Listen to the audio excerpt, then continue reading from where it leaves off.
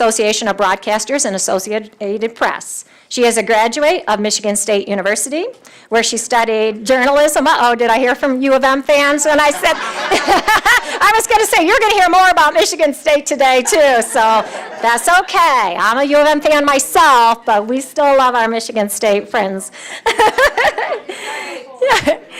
Throughout her career, she has worked as an anchor and a reporter in Lansing, Flint, and Detroit.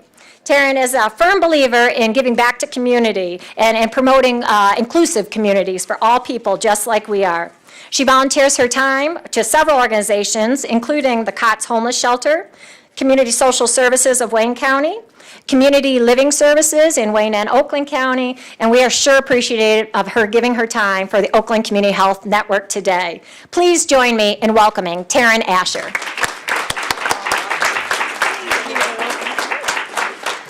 Hi, everybody.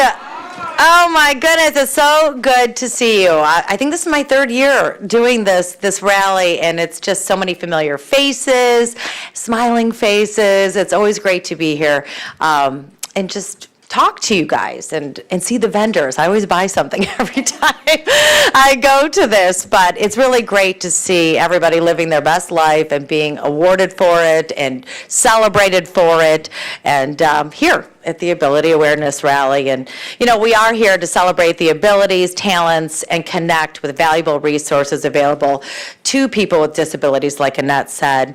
I want to recognize each of you here today for your involvement and your commitment to the intellectual and the developmental disability, and striving to achieve community involvement, lead independent lives, and as many that we've seen today, be able to operate and even own your own businesses like many of the vendors. Can we give a big round of applause?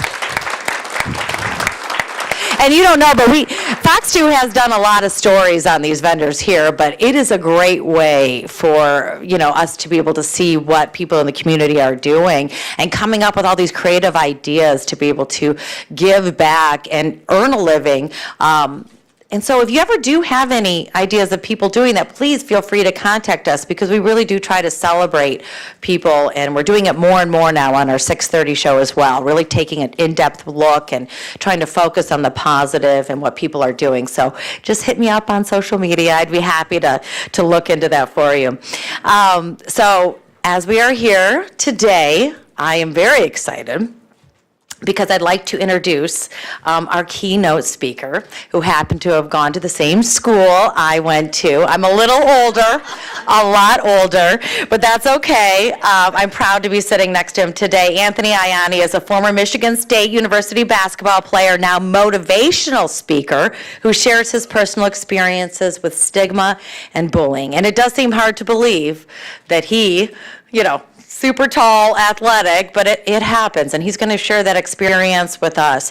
At a young age, Anthony was diagnosed with autism and told he would likely end up living in a group home for his entire life. Anthony defied his diagnosis, graduated from MSU with a degree in sociology, and is the first known individual living with autism to play college basketball, and he now speaks at a national level, traveling all over on his Relentless tour. So please put your hands together and give a warm welcome to our guest speaker, Anthony Ianni.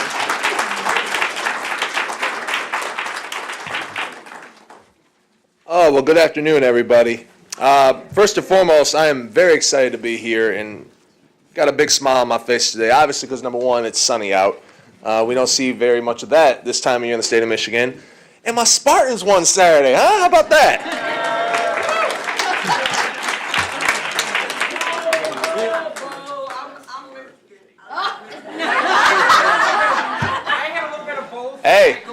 Hey, my wife's Michigan all the way, so I did all right in that category.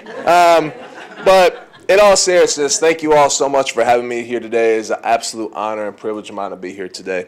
Now, for those of you that don't know a whole lot about me, I'll kind of give you my background. When I was 4 years old, I was diagnosed with pervasive developmental disorder. It's a type of autism. And my diagnosis was in 1993. And during that time period, nobody really knew what autism was. Nobody really knew the full characteristics for it, and there was obviously zero awareness for it. And that was more of the ADD, ADHD era for diagnosis. So my diagnosis was very rare in 1993. A year later, when I was 5 years old, a group of doctors and professionals told my parents these words in a private meeting.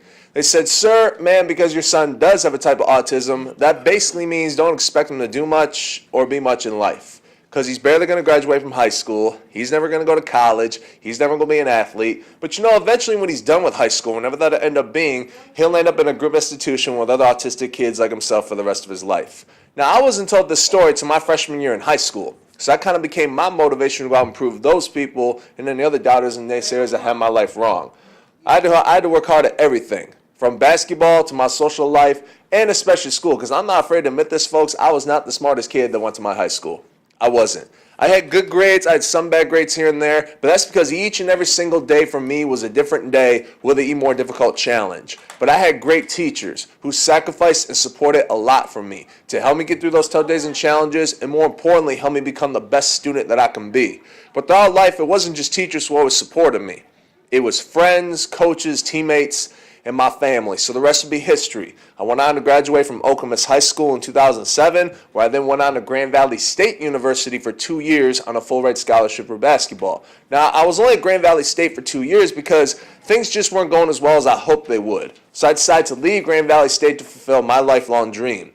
And that was the dream of playing for a certain coach at a certain university. So I left Grand Valley to go play for Coach Tom Izzo in the Michigan State Spartans, where I was a walk-on for 2 years. My senior year, Coach Izzo awarded me a full-ride scholarship. I was a part of 2 Big Ten championship teams, a team that won the Big Ten tournament title, a team that went to a Final Four, and I got to play with an outstanding group of individuals who to this day I'm proud to call each of those guys my brothers. But I'm proud of 2 things in my life, and the first one is this. As it was already mentioned, everybody here in this room is looking at the first ever Division I college basketball player in NCAA history diagnosed with autism, and I'm very, very proud of that.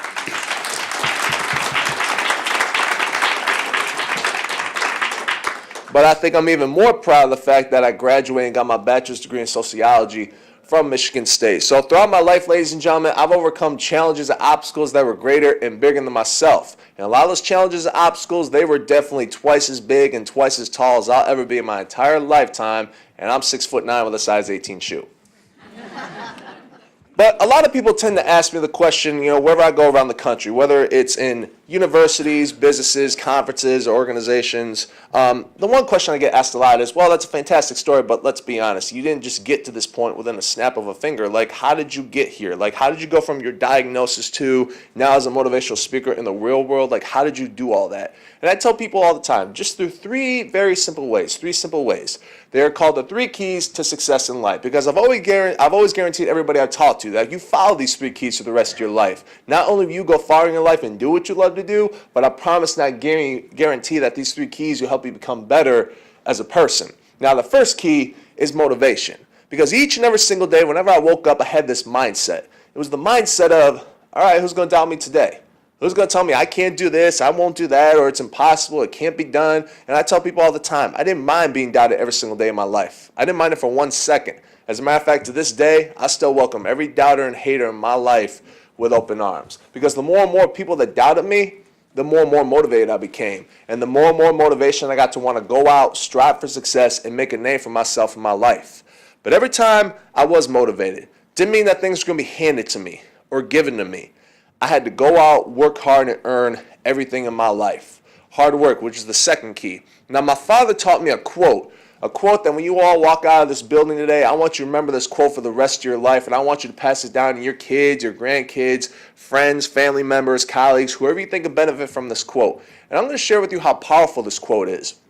In November 2012, the day before Thanksgiving, about a month and a half of my speaking career, I spoke at a middle school, Bath Middle School in Bath, Michigan. Now, for those of you that aren't familiar with the Lansing area, Bath is about 10-15 minutes north of Lansing. It's a very small town, small community.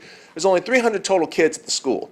2 weeks later, after I had spoke there, I come home and there was this big old yellow package on my kitchen table. It was thank you letters from all those students at the school. So I dropped what I was doing, I sat down, went through every single one of those letters, but there was one letter that stood out to me the most. Because in this letter, the student shared some information with me I thought a student would never tell me. she had told me what one of her grades were in one of her classes. Now, remind all of you in this room, I didn't go to Michigan State and get my degree in education. I got into sociology, which is social science. So I'm not a teacher. I'm not a counselor. I'm not a principal. So this is none of my business. I'm looking at this thinking, okay, why is she telling me all this stuff? Like, this is none of my business. I'm just going to put the letter away and be done. But I kept reading because I knew something good was going to come out of it. In this letter, the student had told me that one of her grades in one of her classes was a D-.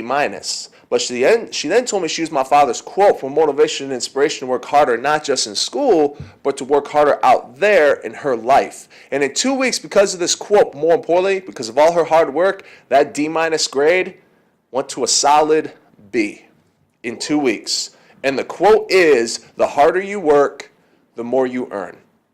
The harder you work, the more you earn. And that quote, I promise, it is as true as it could get, because my father taught me that quote helped me graduate from my high school, and people told me I would barely do it. That quote helped me earn 2 full-ride scholarships for college basketball, and people told me I would never be an athlete. That quote, in my opinion, helped me graduate from one of the toughest universities in this state, and a group of doctors and professionals told my parents not only would I never graduate from college, but I wouldn't step foot on a college campus anywhere in this country.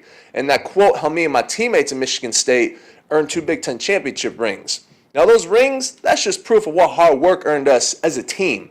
Not as individuals, but as a team. Let me tell all of you what hard work earns an individual in life. Going through high school and getting a high school degree is what hard work earns you. Going to any college that you want to go to in the state or in the country and graduate from that college, that's what hard work earns you. Getting a job, getting paid for that job, and sustaining that job over a certain amount of time, that is what hard work earns an individual in life. Now, just because we are Michigan State, maybe one of the best basketball programs in the country, and we are, don't deny that.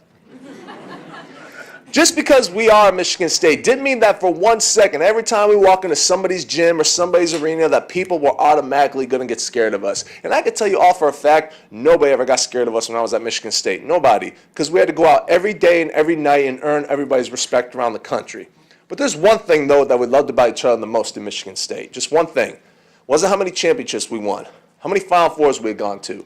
It was about how much support and respect that we have for one another no matter what. Now, we didn't care where our teammates came from. Whether they came from Detroit, Chicago, Flint, Saginaw, Cleveland, New York, it didn't matter to us. More importantly, though, we did not care if our teammates were black or white, because the only thing we cared about was this: having each other's backs no matter what. Supporting each other through good times and in bad times, and more importantly, always respecting one another no matter what. Now, I graduated from Michigan State over 6.5 years ago, but you know what? Any chance I get to go back there, like this past weekend, and see my old teammates and my old coaches, I cherish every moment with them. But not just with my teammates, with all my friends from elementary school all the way to college, I cherish every second, minute, hour, day, week, month, and year with all of them.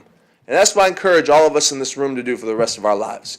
Cherish every moment, every day with friends. Because friends are going to have our back no matter what. Friends are going to support us through good times and in bad times, and throughout life, friends will always respect us no matter what. But throughout life, it's not just friends or teammates that have our back and support us. There'll be other groups along the way as well, like coaches, teachers, and family. The third and final key, and in my opinion, the most important key of them all, is support. Now, I have one older sister. My sister is 4 years older than me, and my sister was, without question, one of the greatest volleyball players to ever come out of the state of Michigan. Now, for those of you that may have family members or friends that have family members that play volleyball, my sister was a setter. She played the setter position in volleyball. Now, the average height for a college volleyball setter, ladies and gentlemen, is anywhere between 5'8" and 5'11". So that's pretty tall for a college volleyball setter. My sister is 6'2". 6'2", and she dominated each and every single day she stepped on the court. When she was in high school, she was recruited by all these great colleges. Colleges like Stanford, UCLA, Southern Cal, Oregon, Texas, Florida, Miami, Michigan, Michigan State, the list goes on and on. That's how great she was. But like any other brother-sister duo in life, growing up, my sister and I absolutely despised one another. We could not stand each other. I'm not afraid to admit this. I was the most annoying little brother in history. I got on my sister's nerves so much. There was one day, and I remember it like it was just yesterday. I was in 8th grade. My sister just had graduated from high school. It was a beautiful day outside. It was one of those rare Michigan weather days where it's like 60 degrees, 65, sunny, the wind's blowing. It's one of those days where the air conditioning's off, right? So that's what happened. The windows were open, the breeze is coming in, air conditioning off. My parents were gone out shopping. My sister was upstairs packing up for college. So what did I do? Went in the kitchen, got a Gatorade, turned the TV on, but I put it on mute because all I wanted to do was just relax and listen to the sounds of the wind coming through the house. And then I just propped my feet up and I said, man, nobody's going to touch me today. Nobody's going to bother me, talk to me. Mom and dad are gone. My sister's upstairs just getting ready for college. Life is good. This is the good life. After I got done saying all that stuff, my sister walked down the stairs, walked in the living room, shut the TV off.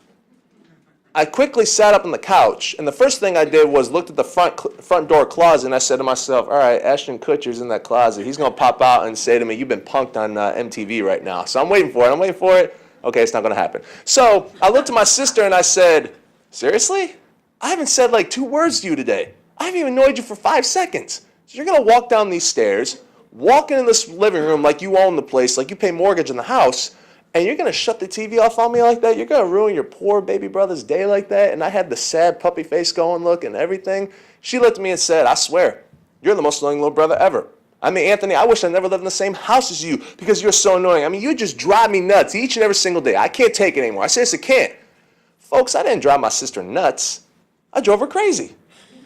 Because I made it my own personal goal each and every single day of my life to annoy the heck out of my sister.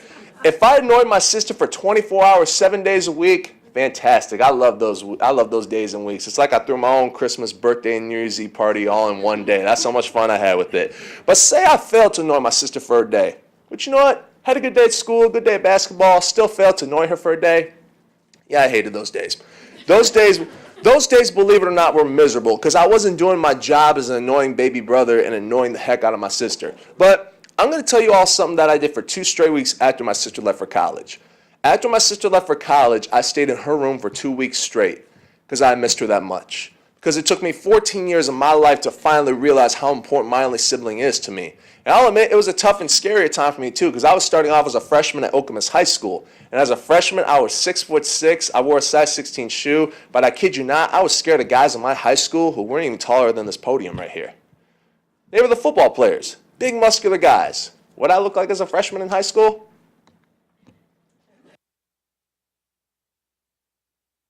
That's how tall I was. Or I wouldn't say that tall, but that's how skinny I was in high school. And I wouldn't say that skinny, but I was skinny because I didn't lift or touch a weight till I was a junior. And I was thinking the football players want to beat me up every day because I was so skinny. And they were big and strong. But luckily that didn't happen. I actually became good friends with quite a few of those guys. But you know, all the great fun and moments I had that year, I never got one chance to share those times with my sister because she was in college in California for 3 years, 3,000 miles away from me. Never been that far apart from my sister my entire lifetime. It was tough on me. But when she came back home, finished her volleyball career at Michigan State, we became closer than ever after that. We basically became best friends. We did a lot of things together too. We did things like go to the movies, go to the mall. On the weekend, I went to her apartment to watch college football, college basketball games. Or we would just sit down at our parents' dinner table for 2-3 hours straight and just talk about life. Because my sister was a big expert in that life. We went through a lot of the same things together. For example, we were both college athletes. For those of you that don't know this, college athletes live 2 lives, student and athlete. And we had to balance both those lives out because if one life took over the other, it was a guarantee that neither one of us were going to make it as college athletes. And the same rules apply for a regular college student. I preach this all the time whenever I talk to college students around the country. You got your school life, you got your job life. Got to balance it out. Because if one life takes over the other, it's a guarantee you're not going to make it in college. And a lot of us have been there before. That's the game of college. You got to balance your life out and prepare yourself for the real world. My sister taught me all that. She taught me how to get through the tough days of being a student athlete at Michigan State. Taught me how to get through the even tougher days of being a student there because of all her experiences as well as an athlete. So all the days I doubted myself, all the days I questioned whether or not I could make it as a college athlete, who picked me up every day? Who kept telling me, Anthony, you can do this, you will do this, because if you don't believe in yourself, nobody else will. Who kept picking me up? It was my sister. My sister kept believing in me from day one. All the times that her friends didn't quite understand me because of some of the things I said and did differently, which I'll get into momentarily, who stepped up to the plate and defended me from her friends? It was her. To this day, she's still protecting me. Even though we live an hour apart now, and I got 2 kids of my own, she's got 3 kids of her own, even though we live an hour apart from each other, she still got me. I still got her. So the point I'm making here is it doesn't matter how annoying your brothers and sisters are to you. I don't care how annoying you are to them. Because at the end of the day, you're still family. You have each other for the rest of your life, and just like all your friends, you cherish every moment, every day with family. And that's why to this day, folks, I thank God for my parents every day. Because what my parents have done for me, sacrificed for me, they helped raise me, helped me become the man and the person that I am today. All the late nights of staying up with me till 2, 3 o'clock in the morning, keeping me positive, keeping me upright because I had such a bad day from all the bullying I took or from all the teasing and the disrespect. It brought me down so much, they kept picking me up till the wee hours in the morning. Who stayed up with me till the wee hours in the morning, helping me with my homework? It was my parents. The day my parents were told my quote-unquote future, like a lot of people, they would have just said, all right, that's it. But what did my father do? He got up out of his chair and looked at those experts in the eye and said, look, I respect what you do. I respect what you're doing for us, but here's the deal. I'm going to tell you what's going to happen. Our son's going to graduate from high school. Somehow, some way, he's going to go to college and he's going to graduate. And he doesn't have to be a college athlete or an athlete in general to do all this. You don't have to do that. If God wants to bless our son with those gifts, great, cool. But you know what? He's going to graduate from college and prove you all wrong. And when he first told me that, I said, Dad, well, what those folks think about you after that? So I'm pretty sure they probably thought I was on drugs that day. I was like, yeah, well, but who's laughing now, right? He goes, yeah, you're right, son, we are. But they did not lower the expectations for me. The expectations stayed up here. He's barely going to graduate from high school. Okay, we're keeping him here. Well, he's not going to go to college. All right, we're going to keep him here. He's not going to be an athlete. All right, we're going to keep him here. This is going to happen. Okay, we're not going to go here. We're going to stay up here. My parents did not change their expectations for me at all because they saw something. They knew something. And they knew that if I was going to be successful, they had to do it together. And they pushed and pushed and pushed and pushed Okemos Public Schools every day to make sure that my teachers were on board with everything, that the principal and the administration was on board, and that everything in my IEP plan was followed to the T. There was no shortcuts, no changes unless something didn't work, and then we can try something else. They pushed every day. Only once in my life did I ever tell my parents and say the words, I quit. Just once in my life, that's it. Were there times I said, I can't do it, I don't know if I can, I questioned it? Yeah. But you know what? They picked me up. But when I said the words, I quit one time, they refused to let those words ever come out of my mouth ever again. Because my parents have always taught me that words like that shouldn't exist in the dictionary because they're so negative. They're so negative, folks, that when we say them to other people, it immediately brings that person down for a long time. My parents told me to do one thing before I went to sleep every night. Just look at yourself in the mirror and ask yourself these questions. Did I give it my all today? Did I give 100% effort in all my classes in school today? Did I leave all my heart, passion, energy, and all my effort on the basketball court today? And if I wasn't satisfied with how I was doing one day, all right, let's try and go back to tomorrow, give 110%. You're still not satisfied? Cool. Go back the next day, give 120%. But my parents told me and taught me all those things in life because they want me to wake up every day and have regrets. That's what my parents told me the most of my life, is to never have regrets. Because if we do have regrets in life, I promise you that those regrets will eat at us each and every single day, and we will be brought down for the rest of our lives filled with regret. So no regrets in life. Now I'm married. I've been happily married for over 5 years, so I'm a very proud husband. And as I mentioned already, I have 2 beautiful sons, handsome sons, I should say. My oldest son, Knox, who's 4, and my youngest son, Nash, who just turned 1 a couple months ago. So I'm a very proud father. But just because I'm a husband and I'm a father doesn't change one thing for me, and the same goes for everybody in this room.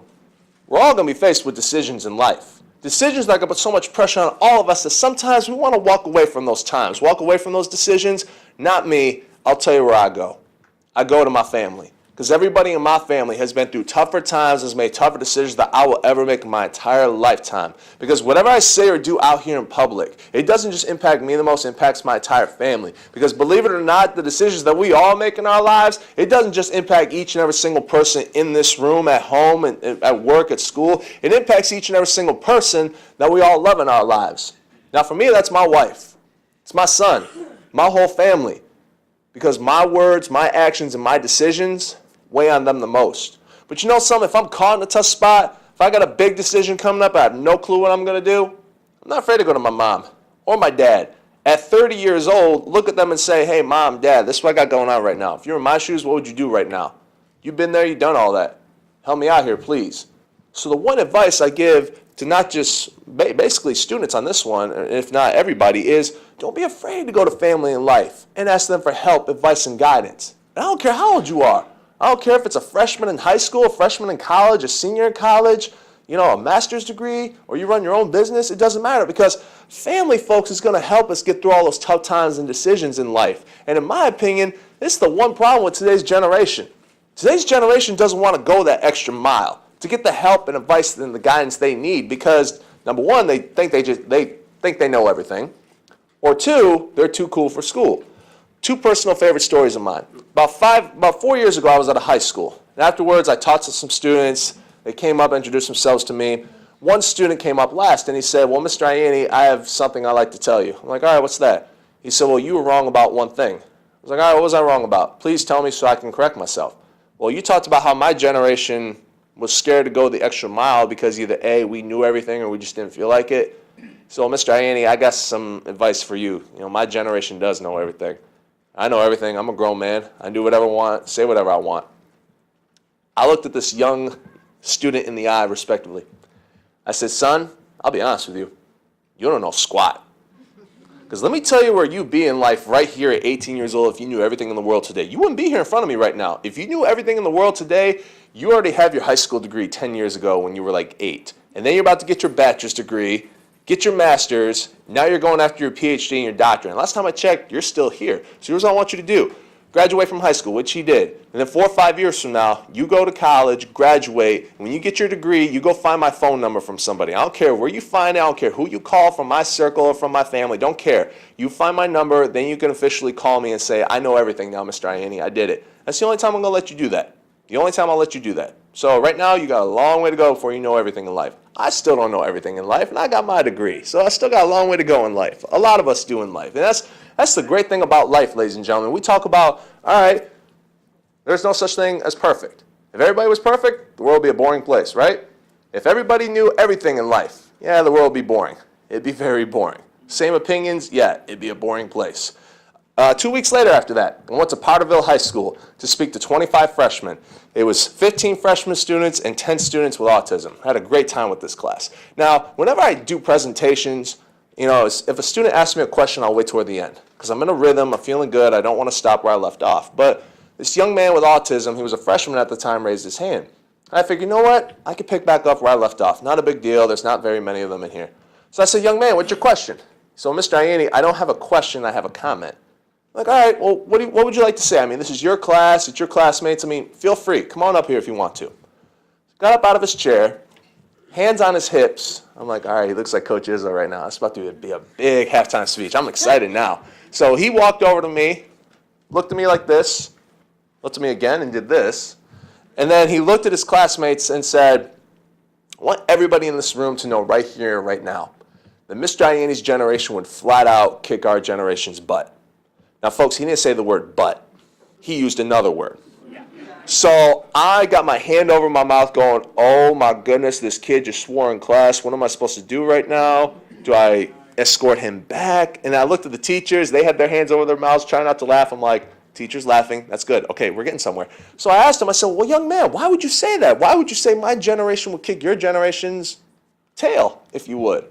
He said, because your generation has something that mine will never have. You're tougher than us. I'm not talking physically muscular tougher. I'm talking right here. You're mentally tougher than us, because, Mr. Ianni, if somebody in your generation had a dream or goal in life and you were walking toward those dreams and goals in life, and then out of nowhere somebody soccer punches you in the face, knocks you down, kicks at you, and says stay down, that person in your generation gets right back up, keeps going. The same person from out of nowhere knocks you down and says just stay down, you can't do it. That person in your generation will still get back up and tell that same person, you know what, I'm going to get to my dreams, my goals in life. I don't care if I got to go through you, over you, under you, to the right, to the left, I'm going to get there and you're not going to stop me. He said, we're my generation, if we get knocked down, we just roll up into a little ball and say, I can't do it anymore, I quit. Then he sat down. I was amazed by that, first of all. This was a 15-year-old freshman at the time with autism. I was just going to walk out of the building. I didn't know how to follow up with that. So I just looked at him and I said, well, young man, I'll be honest with you right here, right now. I'm a humbled individual. I'm very Catholic. I thank the man upstairs for everything he's blessed me with and continues to bless me with, but I'm going to take the next 10 seconds to brag to you and your classmates right now. You're right. My generation would kick your generation's butt flat out. It wouldn't even be close. But here is the point he was making. Every generation goes through something different. My generation has gone through more than what today's generation has gone through. My parents' generation has gone through more than what my generation will ever go through. My grandmother's generation, heck of a lot more than what I'll ever go through. My great-grandmother lived to be 99. She passed away in 2008, and she went through the Great Depression, both world wars, the assassinations of JFK, Martin Luther King, Vietnam, Cold War, 9/11. Think about this. Today's generation wasn't even alive when 9/11 happened. Think about that. A lot of us in this room remember where we were that day in specific time. I was in my 7th grade history class, and my literature teacher came busting through the door and said, "You guys need to see this. It's going to change your life." And we sat there just like, what? And it changed everything for us.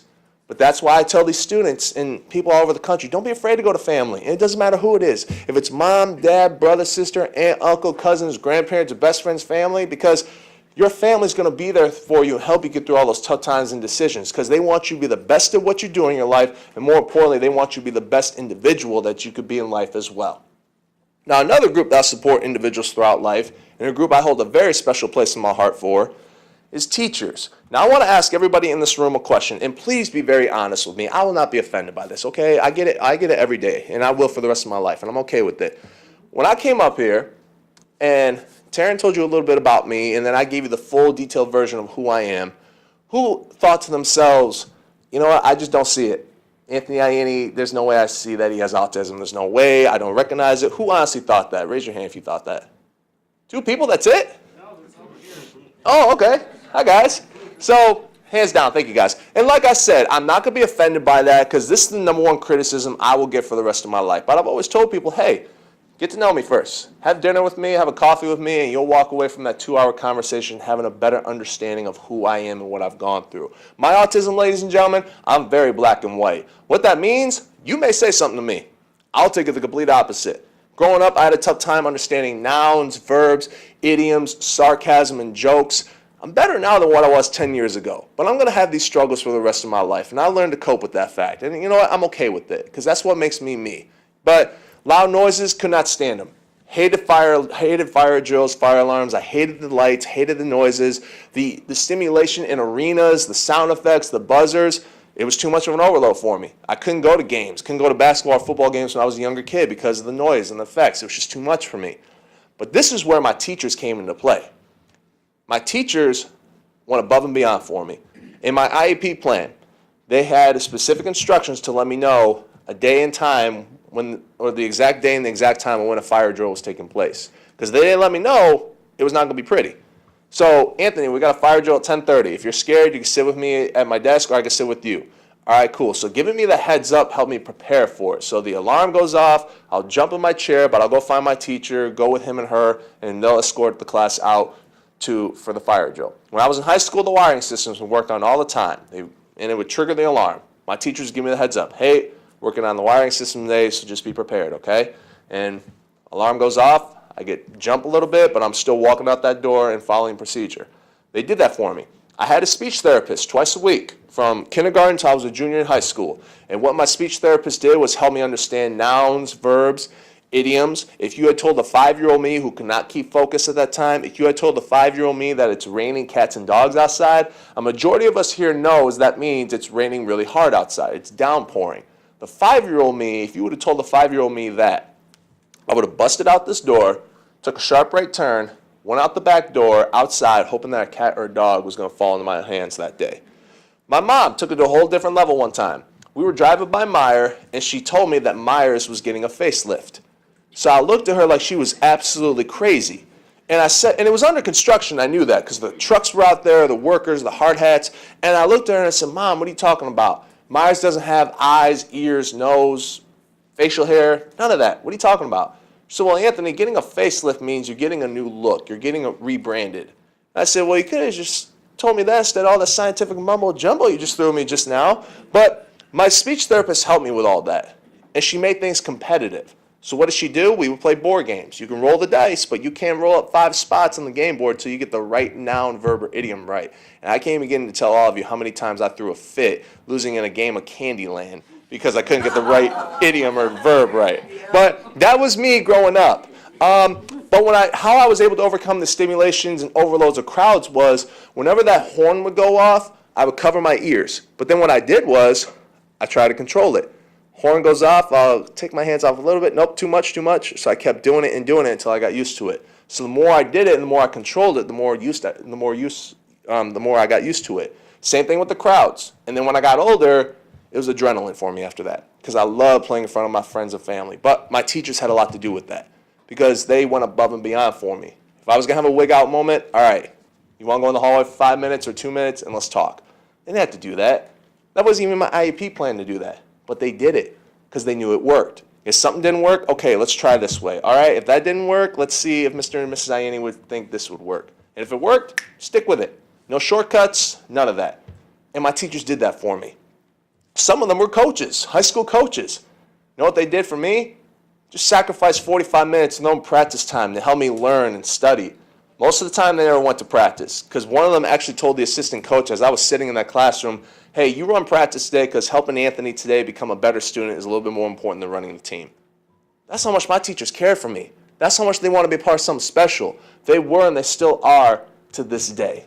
I've had about 40, 50-some teachers my entire lifetime, ladies and gentlemen, and I'm indebted to all of them. I don't know how I'm going to repay them. You know, people say to me all the time, well, what you do as an advocate, what you do as a motivational speaker every day around the country, that's payment enough. Yeah. Yes and no, because I want to do more like my teachers did more for me. I want to throw my teachers the biggest party this century will ever see, because I want them to celebrate all their achievements and accomplishments with me and as teachers as well. You know, I'm not afraid to admit this. I'm a big Boy Meets World fan, all right? And the reason why, Mr. Feeney. Mr. Feeney might be one of my favorite TV characters because he was so wise and he came up with the littlest things that I sat there and go, yeah, he's right.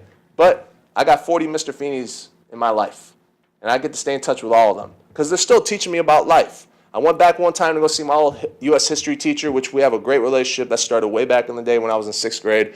Whenever I go back, he'll always joke with me, what are you doing in my classroom? Get out of here. I got nothing left to teach you. Go home. And I've always told him, I said, yeah, you do. You're still teaching me about life, because I deal with students and teachers all the time just like you do. So if I need help, if I need a lesson on something, you're there for me. I'm grateful to all my teachers because they got me to where I'm at today, and I'm thankful for all of them. But there's one other individual who has been a big part of my life as well, and that's a coach. Now, a lot of people ask the question to me, other than how tall are you, which I'm 6'9", you must have played basketball, and I'll usually joke with people saying, no, I played goalie on the lacrosse team, or I rode horses on the equestrian team. That actually gets people going for a little bit. But the other question I get asked is this one. You know, Anthony, what's he like? What is he like? And the he I'm referring to is Tom Izzo. Now, I tell people all the time, Tom Izzo is one of the most intense individuals I've ever been around in my entire lifetime.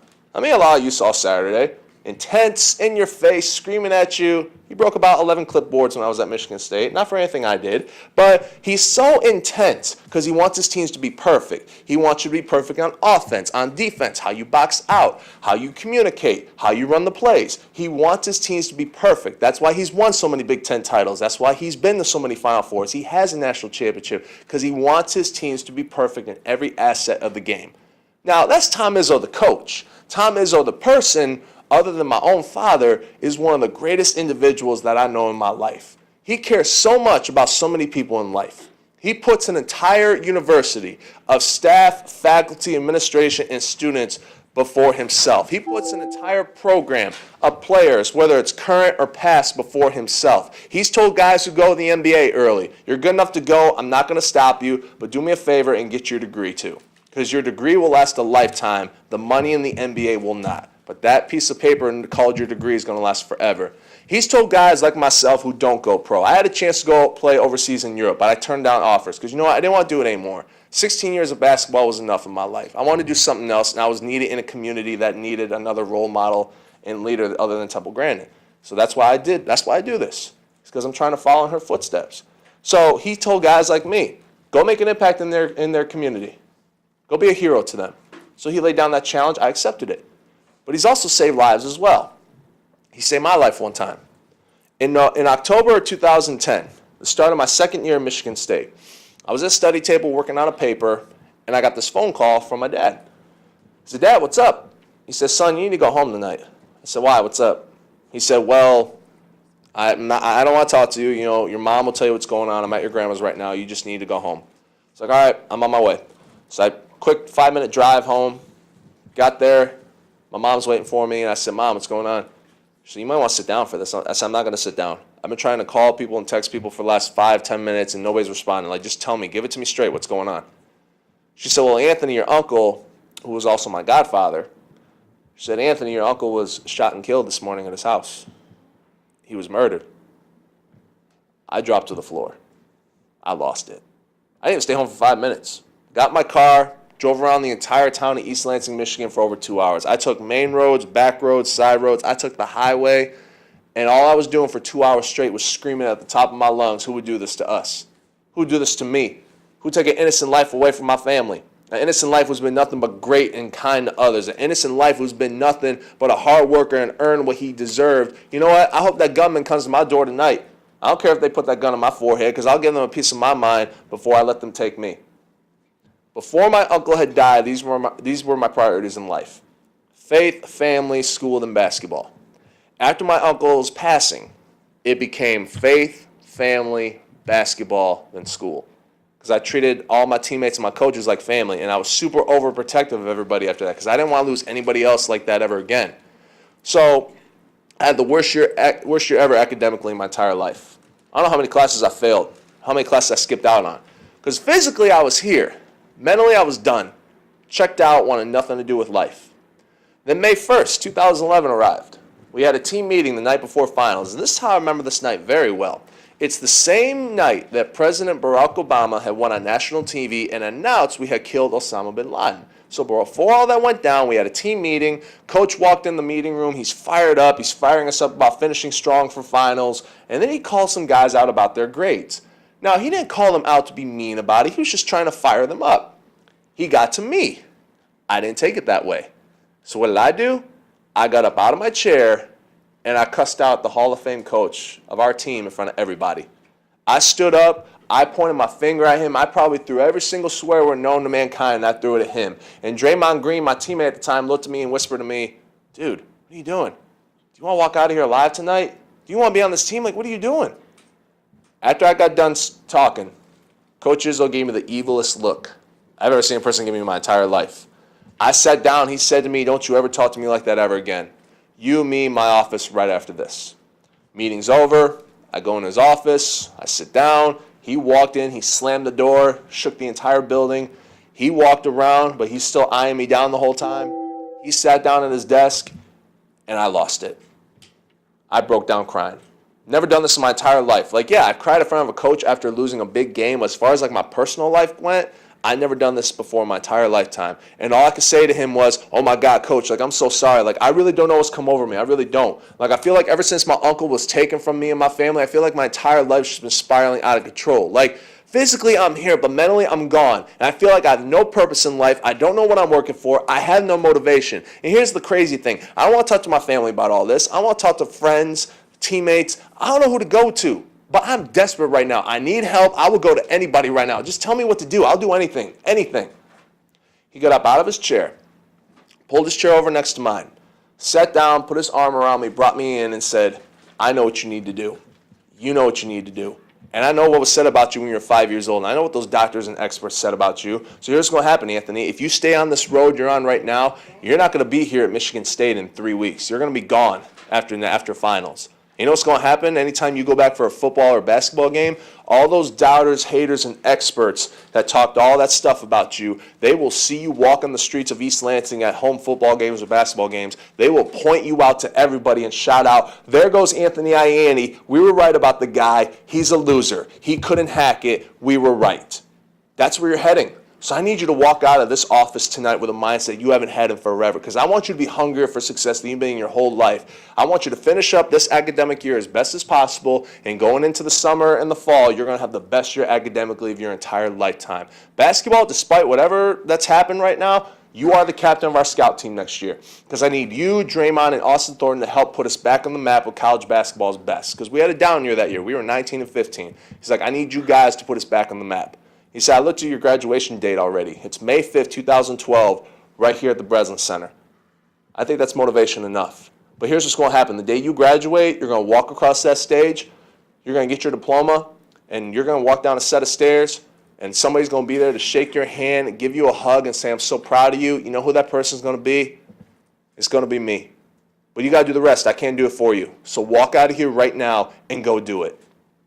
I walked out of his office that night with a mindset I haven't had in forever. I was hungry for success that I've been in a long, long time. I had one of the greatest years academically ever, maybe my entire college years. Had a really good GPA. Basketball, we were 29-8, Big Ten champs, got a #1 seed in the tournament. We put Michigan State back on the map where it rightfully belongs, with among college basketball's best. My graduation day finally arrived. I remember just walking in, looking around the arena, looking at all the championship banners I helped be a part of, and I walk across the stage. I got my diploma. But here was the catch, though. It really wasn't my diploma, because when I opened it up, there was a letter that said, congratulations, your real diploma will be mailed to you on this day, this time, this address. Congratulations, go green, signed so-and-so. So I was like, yeah, this is great. Oh, that really put a damper on things. Okay, then. So I walked across the stage, walked down the steps, and there was a person waiting there for me who shook my hand, gave me the biggest bear hug I've ever been given to this day, looked at me, started crying, and said, I'm so proud of you. You did it. Who was that man? It was Tom Izzo. He kept his promise. He literally saved my life. So that's why I tell people, you know what? They're the Coach K's of the world, Roy Williams, John Beilein at U of M, who I highly, highly respect. But there's only one Tom Izzo. And not only, in my opinion, is Tom Izzo one of the greatest coaches in the world, not only is he a true Hall of Famer, but he is without question one of the greatest individuals that I know in life. So hard work, motivation, and support are the 3 keys for a person to be successful in life. Now, before I get to my final word, I do want to say I will take the last 5 minutes of my time for Q&A. You may ask me whatever the heck you want, all right? No question is too personal. You can ask me about my diagnosis, my IEPs, coping mechanisms, whatever you guys like to ask me, okay?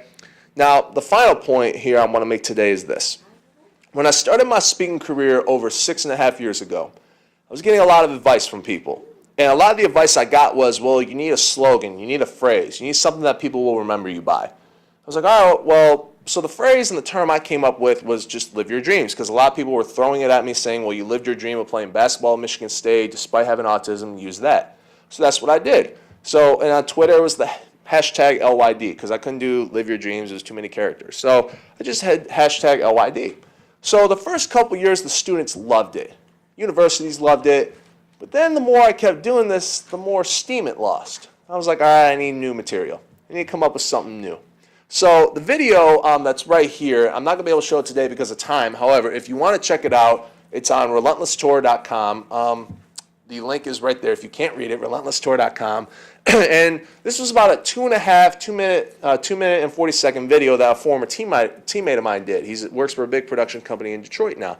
And he's wanted to do this for a long time. So he sent me the final product, and I go through the whole video, and there was a quote I said at the very last minute there. So I probably hit rewind and play about 20 times. And right after the 21st time, I said to myself, you know what? I think I got what I'm going with now. And here it is. If anybody in this room has a dream or has a goal in life, you need to be relentless every day and attack your dreams and goals in life, and you got to go get them. Because, folks, I'll be honest with all of you here. We don't just sit in chairs every day waiting for our dreams or our goals to come to us in life. That's not how life works. That's the lazy approach in life. Don't take the lazy approach. If you got dreams and goals in life, you get up out of that chair and go be relentless and go get your dreams and goals in life. You be relentless in everything that you guys do in life. You be relentless when you go to sleep, when you wake up, when you go to work, when you go to school. Wherever you go, whatever you do in life, you be relentless in everything that you do in life and go get your dreams and goals. Because I'll be completely honest with everybody in this room right here, right now on March 12, 2019. At the end of the day, we don't dream our lives. At the end of the day, we live them. Thank you all so much. God bless each and every single one of you. Thank you, guys.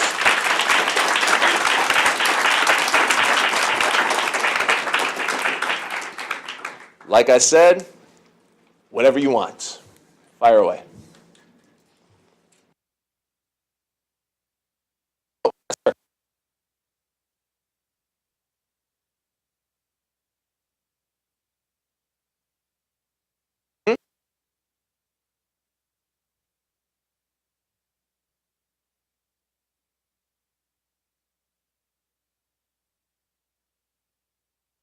going to tell you what my dad said.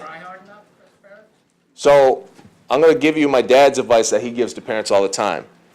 You know, he realizes, and I realize, there may be some individuals in the world on the autism spectrum that may not be like me, because that's what's so great about the spectrum. There's high and low end. You meet a lot of different people on the spectrum. But the advice that my dad and myself have for those families is keep your expectations high. Lift your kids up high. Push them up. Try and let them fly. But you know what? Some of them may not make it, but they're going to make it a heck of a lot higher than you think they can go. So keep pushing them. Keep pushing them up high no matter what they go through in life. No matter what the expectations are, no matter what those doctors or experts say, you try and let your kids fly. And if they don't make it as high as they can go, well, guess what? Even if they only make it like this much, they've made it further than what we originally thought they were going to. So, my parents, my dad is 6'4", my mom is 6 foot. And she was a 3-time All-American basketball player at Adrian College. What's that? I'm hoping so. Not to disappoint anybody in this room, but they are Spartan fans. I brainwashed them already. So, but here's the crazy part, and I was telling Emily this beforehand. My oldest Knox loves Sparty, but he loves the color red. I was like, so we were playing Ohio State on TV. Ohio State was wearing red jerseys. My son walks in and goes, "Is the red team winning?" I said, No, we want Sparty to win. Like, why? Well, you love Sparty, don't you? Yeah, I do, but I love red. I'm like, so the game was over, Sparty wins. He got so excited. I'm like, okay, we're good. We're good. But you know what? I've always told people too, if they don't want to be athletes, you know, as long as they just work hard and do what they love to do in life, that's all that matters to me. And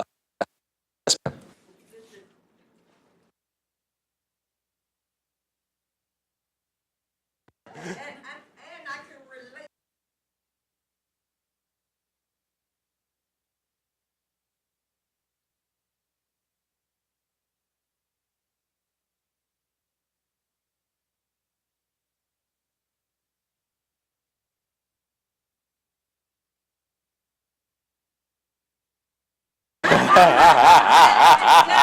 Because that's still not my age. I will be on Easter Sunday, 69 years old. Happy early birthday. And I have autism and ADHD.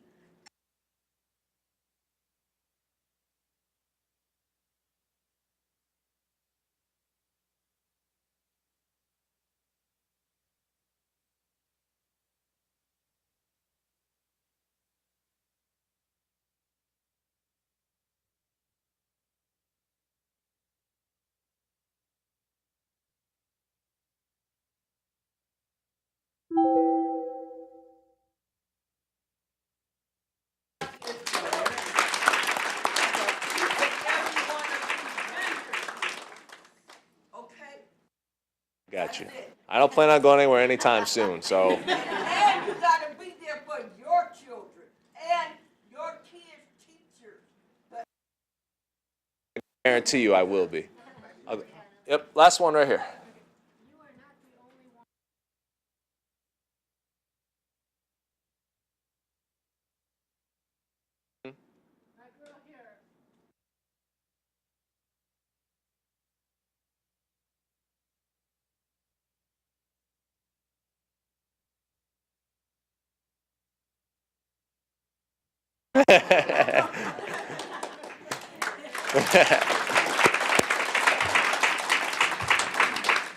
You see, folks, it's stories like this that I love. And why I do what I do is because I'm trying to go out and show society that, you know what, we're not just a stat.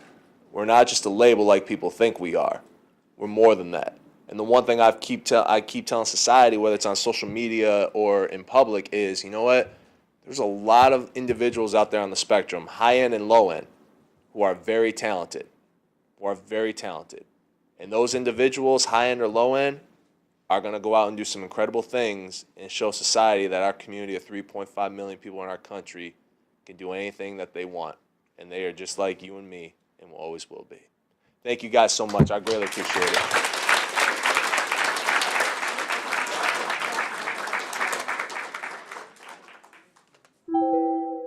feel like we can all go run a marathon after that, right? You just take you listen to what everything Anthony said, and it was, so inspiring and motivational. And maybe all of it doesn't apply to you. Maybe some of it does. Whatever it does, there's so many important messages in that of being surrounded by people who can support you, and the balance, and keeping your eye on the prize, and doing the best you possibly can every day, and being relentless. So we have to give Anthony another round of applause. And I want to know why you guys don't want to know how tall I am. No one asked me. No. But that must be your number one question, by far, and how tall your parents are. I don't know why we always want to know. But anyway, we appreciate you being here and sharing your story and inspiring us like we did. Now, next, we are going to recognize individuals who have been selected as ability champions. Remember, it's not disability, it's ability, and that's why we're here today. An ability champion is a person with an intellectual or developmental disability who defines ability by being self-determined, living an independent life, and of course, leading others. And here to introduce our first ability champion is the self-determination coordinator and mentor from Community Living Services, Steve Bean. So let's welcome Steve.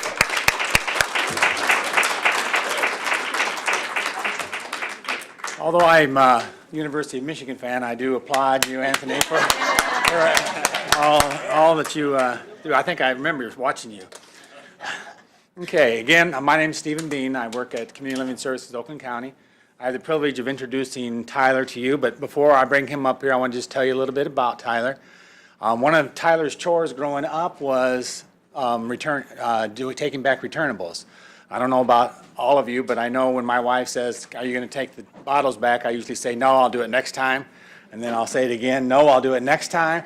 And then eventually I have to, because it's all over the garage. So it's not one of my favorite chores, but it was something that Tyler enjoyed doing growing up. After he graduated from MCTI, he looked for a job, had a little trouble finding a job. One day, his mom approached him and said, "Tyler, I know you've always enjoyed taking bottles back.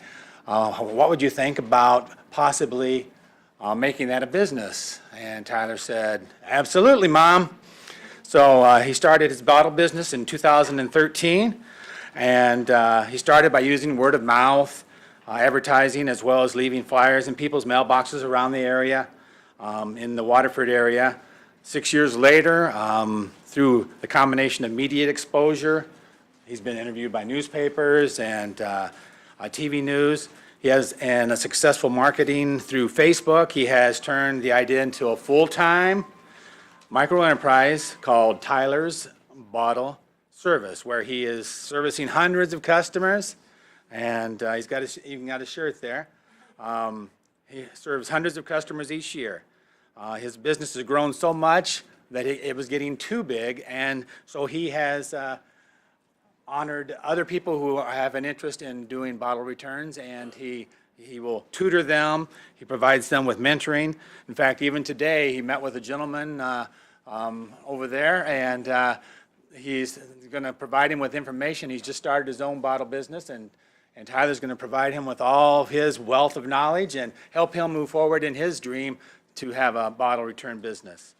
Tyler and his mom they give their own time to meet with individuals who are interested in doing this. And like I said, Tyler helps them by giving them some instant customers. I mean, how great is that? You just want to start a new business, and Tyler will go up and say, "I'll give you the tools to start your business, and I'll also give you some customers." So you're going to start off right away being a success.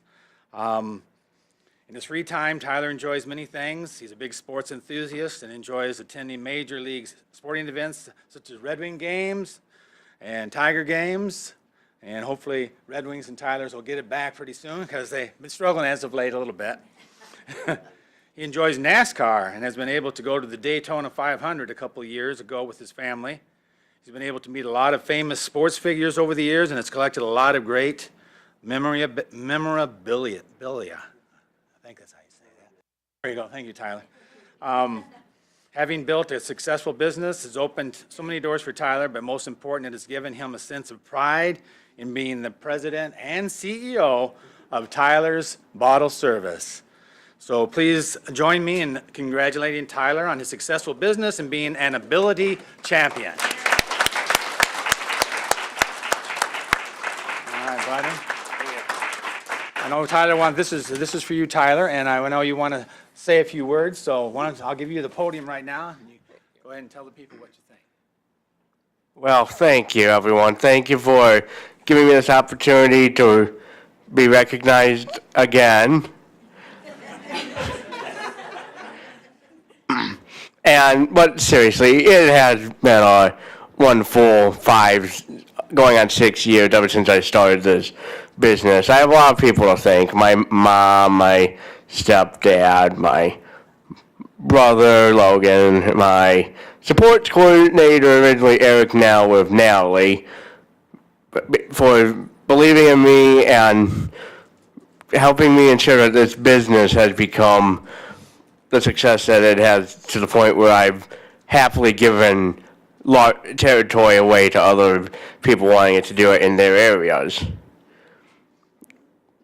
I'm just really proud that I've been able to turn my autism that I've had into this advantage and a successful company, and to prove to others that, yes, you can be successful.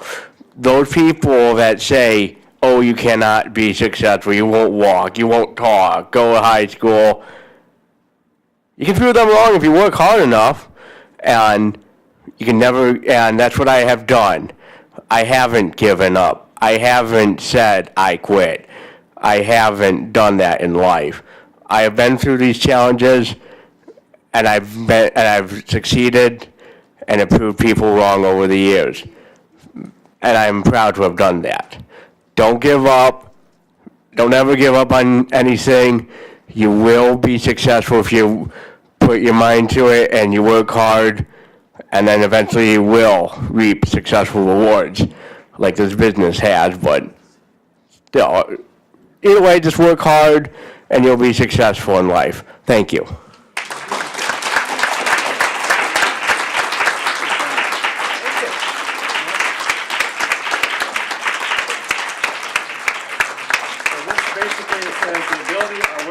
Rally Ability Champion. This certificate is awarded to Tyler Lavalette on today.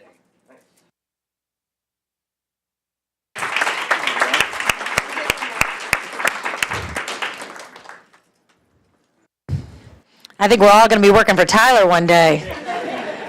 Well, that's awesome. Good job.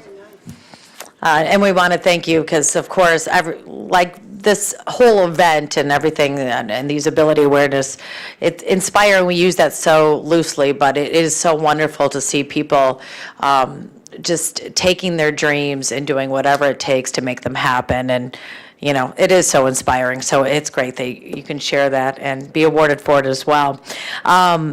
And next, we will hear from the Vice President of Growth and Communication at MORC. But before I bring her up, I do have to say, sadly, I have to go because I have to go to work at Fox 2. So I hope you all watch tonight and keep watching, because I know we have a lot of Fox 2 faithful viewers here. So I appreciate being invited back, and certainly you've inspired me and continue to do so always. So thank you for doing that. But right now, I want you all to help me give a warm welcome to Lindsay Calcaterra.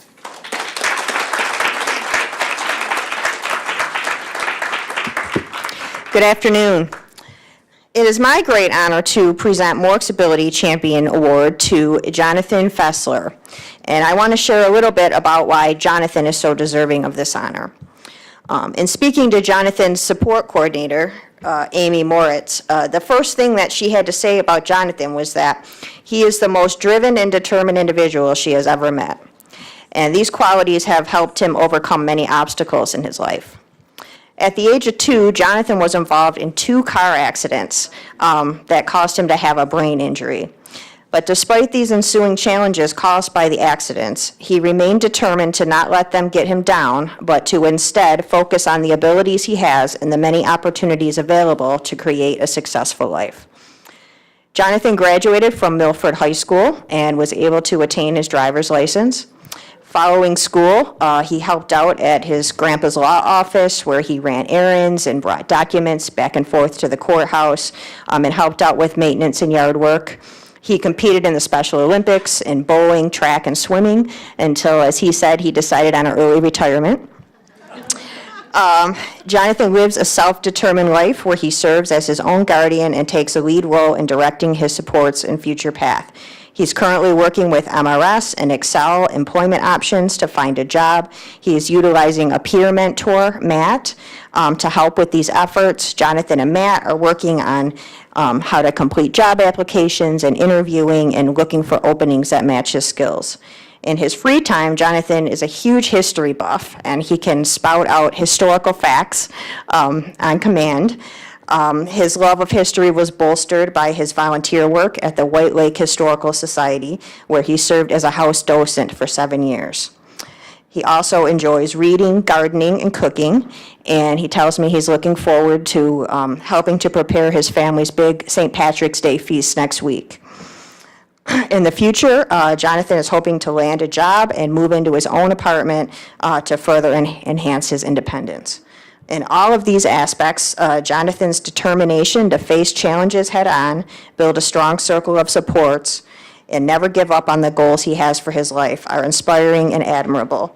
His story is a testament to the idea that if you stay driven and focus on ability rather than disability, you can accomplish anything. This is why I'm very proud to name Jonathan Fessler our MORC Ability Champion.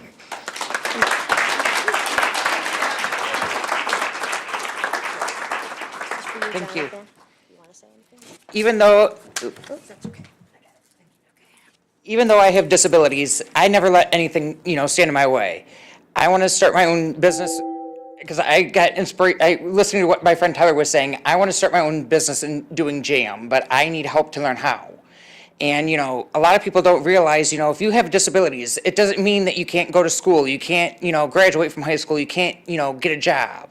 And I wanted to say thank you to MORC for helping me, see my future and driving me to do what I would like to do. And I want to say thank you to the inspiration to, even though I have a disability, I still, want to be able to do it. And I wanted to say thank you.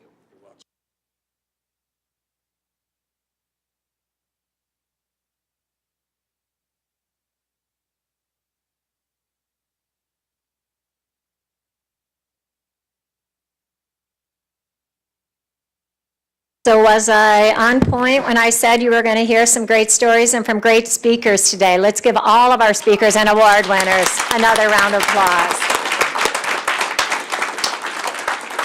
I think the message I leave here with is so many that we heard from Anthony and the others. Be relentless. Go get your dreams and your goals, right? And I see that in the room, not only from the people you heard from, but I see that in so many others in the room. So this is going to conclude our formal presentations for the day, but you don't have to leave. Please make sure you stop in and visit our vendors who will continue to sell their items even after the formal presentations are done. Please also remember you are welcome to tour our Wellness Center. If you meet in the lobby over by the water fountain, we'll have people take you back there for the formal tour and help you get signed up, because like I say, that would be our goal, for you guys to have a presence and be present here with us in the building. Before I go, I do want to say thank you for all of you. Another quote that I heard from Anthony: the harder you work, the more you earn. And I hope that I've earned the right and the role to lead this amazing network of providers and folks that are just trying to do the very best we can for people with disabilities in our community. One thing I definitely know is that I'm honored to be in this role, and I'm honored to know so many of you in this room. And it's all of you that I draw inspiration from, motivation from. And together we are all stronger. So please come to events that we offer, because we really do want to have a wonderful partnership, get to know you, you tell us what's important so that we can continue to do the very best that we can in our service provider role. So thank you to each of you for your contributions to a better Oakland County, better lives for those we serve, and for those of you every day fighting to succeed. Please know that we care and we are in your corner every day rooting you on. Thank you for coming to this celebration. You all matter greatly to us. And again, let's give a final applaud to our wonderful award winners today. Thank you, everybody.